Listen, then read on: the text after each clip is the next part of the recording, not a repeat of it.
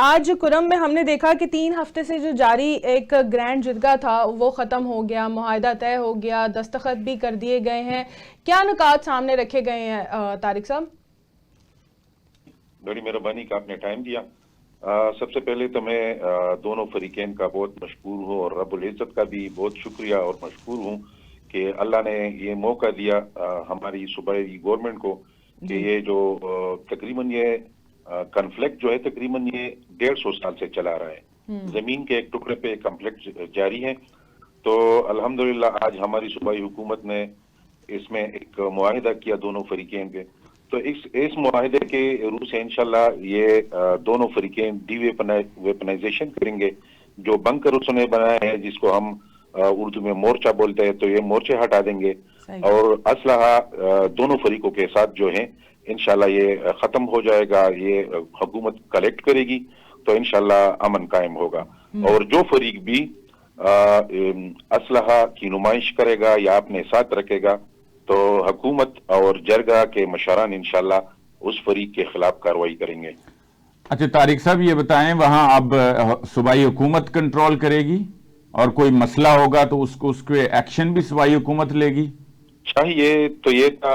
ویسے تو ہم کہہ رہے کہ ہم ایٹامک پاور ہے اور ہماری ایجنسیز بھی نمبر 1 ہے، مگر بدقسمتی سے جب بھی یہ کورم کا معاملہ ہو یا کوئی دوسرا معاملہ ہو جی تو ہماری فورسز اس میں ناکام رہتی ہے. اب اگر اس کو دیکھا جائے تو تقریباً 150 کے قریب اس میں دونوں فریقوں سے بندے شہید ہو چکے ہیں اور تقریباً 200 کے قریب اس میں لوگ زخمی ہو گئے ہیں.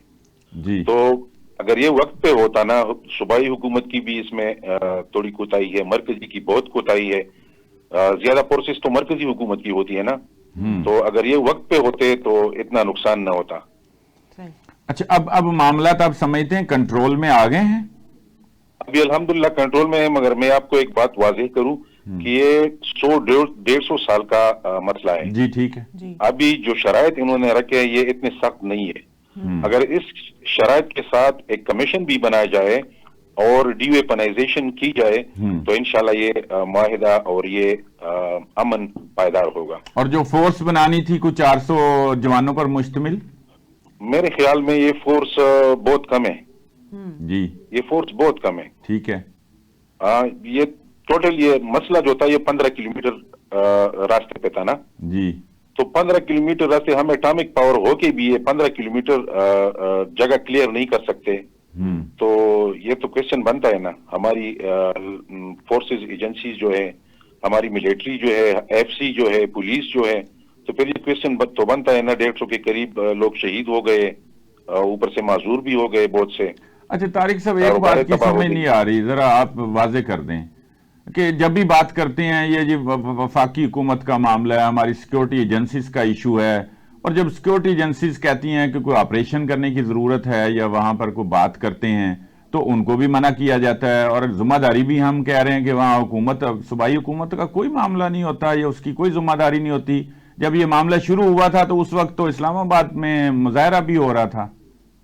سر یہ آپ بالکل ٹھیک کہہ رہے ہیں، صوبائی حکومت کی ذمہ داری ہوتی ہے، مگر پولیس میں تو پولیس کے ساتھ تو اتنی فورسز نہیں ہوتی، نہ ہیلی کاپٹر اس کے ساتھ ہوتے ہیں، نہ بڑے ویپنز اس کے ساتھ ہوتے ہیں. جی اور قبائل دونوں کی طرف ہے، توری قبائل کے ساتھ بھی ویپنز ہے، دونوں پشتون ٹرائب ہے. تو آپ کو تو پتہ ہے کہ پشتون ٹرائبز میں اسلحہ عام سی چیز ہے.